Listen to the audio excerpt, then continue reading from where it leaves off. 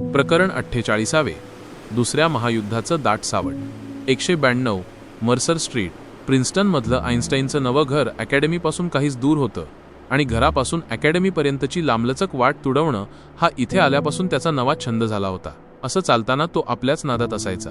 त्याच्या मनात unified field थिअरीच्या सिद्धांताची बांधणी करण्यासाठी काही नवे विचार आकार घेत आणि पुन्हा विरून जात. खूप प्रयत्न करूनही हे गणित त्याच्या मनासारखं जुळून येत नव्हतं. पण एक ना एक दिवस आपल्याला निश्चित वाट सापडेल ही आशा त्यानं सोडली नव्हती. स्वेटशर्ट आणि ढगळ पॅन्ट घालणारा, एका हातात कागद आणि एका हातात पाईप, अशा अवतारात सतत चालताना दिसणारा हा पांढऱ्या केसांचा म्हातारा या परिसरातल्या लोकांच्याही आता चांगलाच ओळखीचा झाला होता.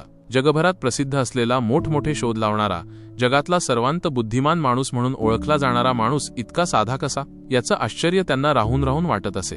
आजूबाजूच्या लहान मुलांशी तर त्याची छानच दोस्ती झाली होती. इथे आल्यानंतरच्या पहिल्याच नाताळात त्याच्या दाराशी उभं राहून कॅरोल्स म्हणणाऱ्या मुलांचा आवाज ऐकून तो आपलं व्हायोलिन घेऊन धावतच खाली आला होता आणि त्यानं त्याची साथ केली होती. तेव्हापासून मुलांची आणि त्याची गट्टीच जमली. हॅलोविनच्या सणाला ही मुलं चित्रविचित्र कपडे घालून ट्रिक ऑर ट्रीट विचारत त्याच्या घरी यायची. तेव्हा त्यांची झोळी चॉकलेट्सनी भरून जायची.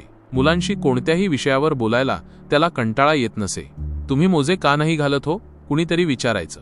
आता मी म्हातारा झालोय, नाल मोजे घातले नाहीत म्हणून आता मला कुणीसुद्धा ओरडू शकत नाही, तो डोळे मिचकावत सांगायचा. आपली लहानशी होडी घेऊन तो कधीकधी जवळच्याच कार्नेजी तलावामध्ये दौका विहारासाठी जायचा. अशावेळी त्याला कपूतला राहून गेलेल्या त्याच्या टम्लरची आठवण आल्याशिवाय राहत नसे. इथल्या आयुष्याबद्दल खरं तर एल्साचं जास्त आनंदी आणि उत्साही होती. सुरुवातीला वर्षभर भाड्याच्या घरात राहिल्यानंतर हे घर त्यांनी विकत घेतलं.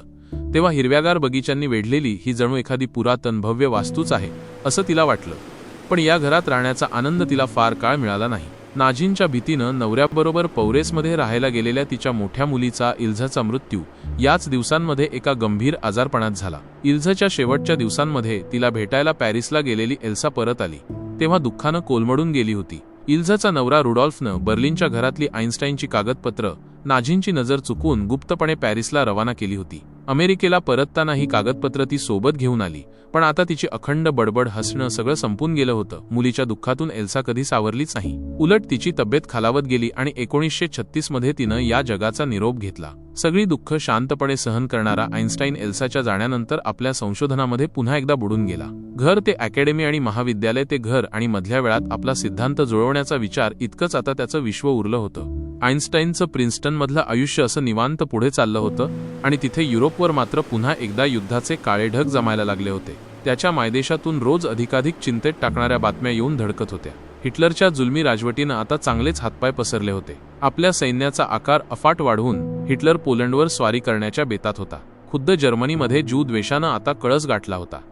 ज्यूंच्या नोकरीवरच नव्हे तर हिंडण्या फिरण्यावर, बिगर ज्यूंशी लग्न करण्यावरही बंदी आणली गेली होती. त्यांचं नागरिकत्व काढून घेण्यात आलं होतं. इतकंच नव्हे तर माणूस म्हणून जगण्याचा अधिकारही त्यांच्याकडून हळूहळू हिरावून घेतला जायला लागला होता.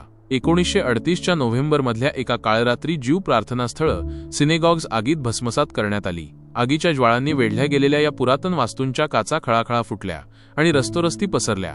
नाईट ऑफ ब्रोकन ग्लास याच नावानं ही घटना जर्मनीच्या इतिहासात ओळखली जाते. फक्त सिनेगॉग्जच नाहीत तर